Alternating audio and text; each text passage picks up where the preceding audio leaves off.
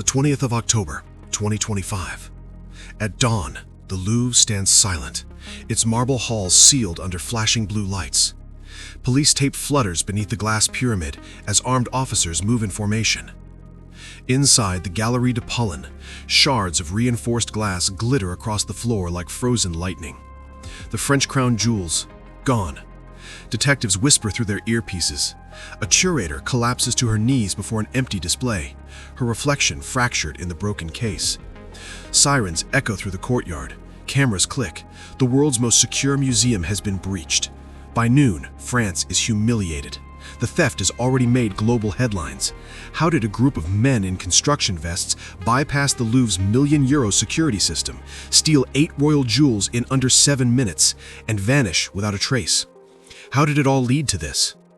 Long before the alarms fell silent, the plan had been in motion. Months earlier, a quiet renovation project began on the museum's northern wing. Contractors, electricians, and scaffolding crews became a daily sight along the Seine. Among them, 4 men blended seamlessly into the background. Hard hats, reflective vests, forged work orders. The Louvre Galerie de Pollen, home to France's crown jewels, had not been targeted since the 18th century. The jewels once graced the heads of kings and emperors: Louis XIV, Napoleon III, Empress Eugénie. Each piece carried the weight of empire and revolution, of France's glory and vanity. For the men who planned the heist, that history wasn't sacred, it was currency. Investigators later traced the group's origins to a network of professional art thieves operating across Europe. Some had roots in Eastern European smuggling rings. Others were veterans of high-value jewelry robberies in Geneva and Milan. What united them was precision and patience. According to early reports, the crew had studied the Louvre's logistics for over 6 months. They knew when guards rotated, which corridors went dark between patrols, and exactly how long the alarm would take to trigger once the glass was shattered. Their reconnaissance was clinical, disguised as labor. Cameras captured them installing panels, moving scaffolds, and casually walking past the Galerie de Pollen dozens of times, each step rehearsing the escape they would later execute. Paris police would eventually call it a crime of choreography. The crew didn't need force, they needed timing, and on the night of October 19th, they found it. Just before 3 a.m., a white utility van rolled into the courtyard. A rented basket lift extended silently toward the museum's second floor. In less than a minute, the men disappeared inside through a half-unlocked maintenance window. No guards noticed, no motion sensors tripped. At 3:07 a.m., they smashed 2 display cases and vanished into the night with nearly 100 million euros worth of history. The city awoke to headlines that felt impossible. Crown jewels stolen from the Louvre. France's pride had been pierced at its heart. The Louvre had seen revolutions, wars, and world leaders, but nothing like this. By sunrise, more than 200 officers from the Brigade de Répression du Banditisme were on site. Every exit, camera feed, and access log was seized.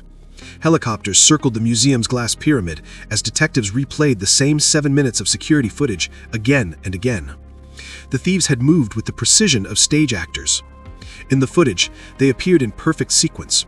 One kept watch by the courtyard, one at the lift controls, 2 inside the gallery. Their movements were rehearsed, silent, deliberate. Within 420 seconds, they were gone, leaving behind no fingerprints, no DNA, no tire tracks. The only clue was the van rented 3 days earlier from a small depot in Ivry-Serson, registered under a fake company name. Inside, police found traces of dust and paint consistent with construction debris, not jewels. Forensic experts from the Institut National de la Police Scientifique confirmed what investigators feared. The crew had dismantled or burned their tools within hours of the theft. Detective Elodie Marchand, head of the Louvre task force, called it a ghost operation.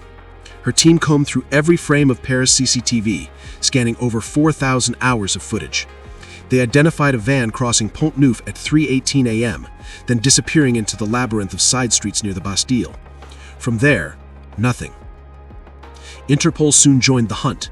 Jewelry theft of this scale meant one thing: a destination beyond France. Customs checkpoints in Belgium, Switzerland, and Italy were alerted. Undercover agents were dispatched to Antwerp's diamond district, where stolen gems often re-emerged as newly cut stones. The theory was chilling. The thieves might have melted the crowns, removed the diamonds, and recut them into anonymous fragments. The jewels that symbolized French monarchy could now be scattered across the world, set into watches, pendants, or hidden in vaults. Meanwhile, whispers spread inside the Louvre. How had the crew known the alarm delay? How did they know which window was unlatched, which gallery was under renovation, and which guards rotated off-duty at 3 a.m.? Forensic analysts found no sign of hacking, but access logs revealed something deeper. An employee keycard had been cloned. The card belonged to a maintenance supervisor on contract, a man who vanished the morning after the heist. 3 days later, his burned-out car was found on the outskirts of Lyon. In the ash, police discovered a melted ID badge and a single intact glove.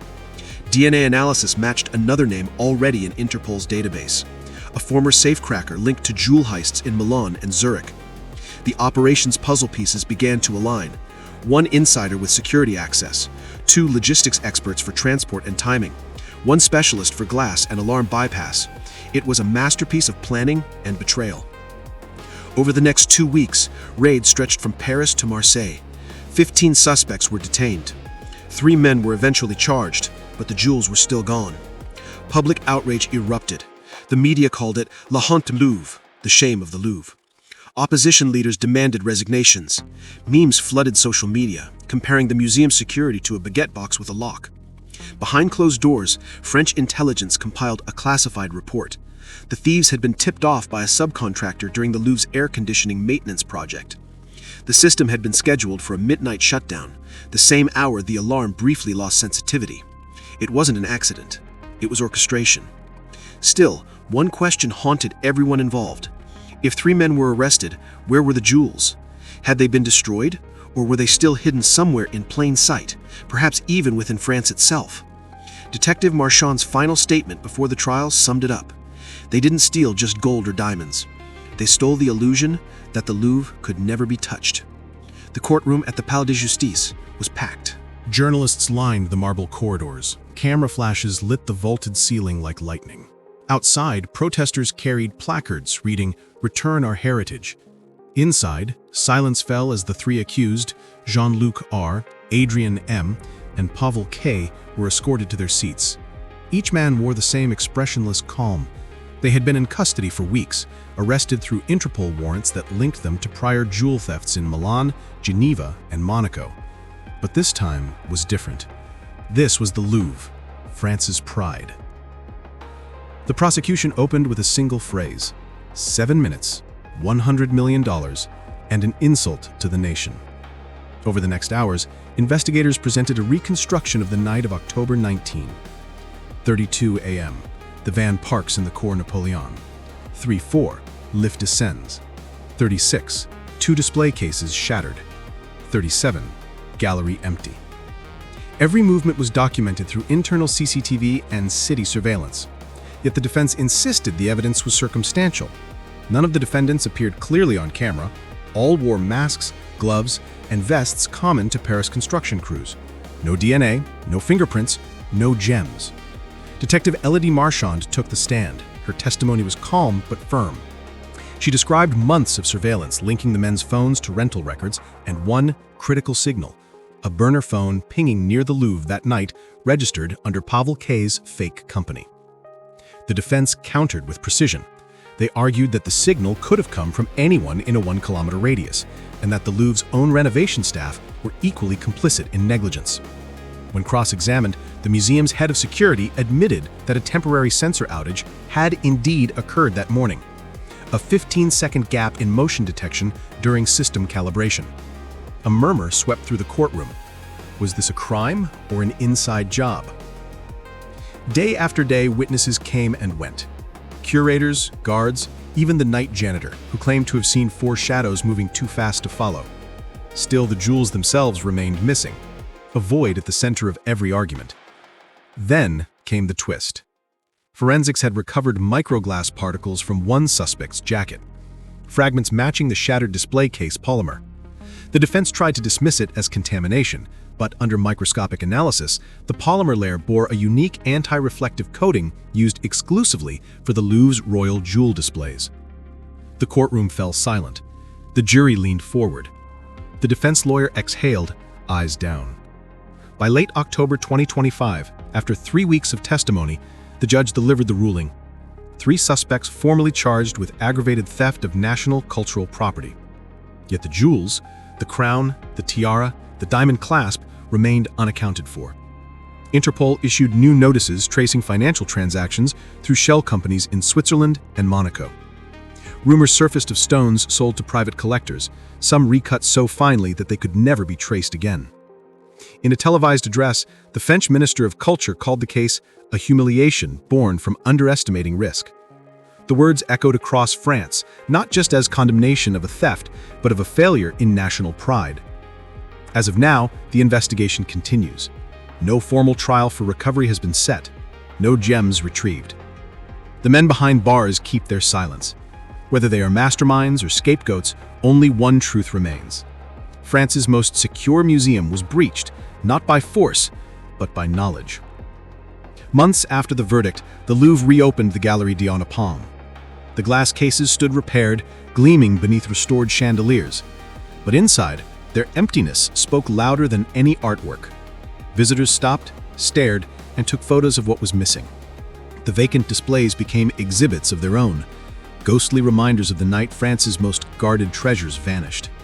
Security at museums across Europe changed overnight. New biometric systems replaced keycards.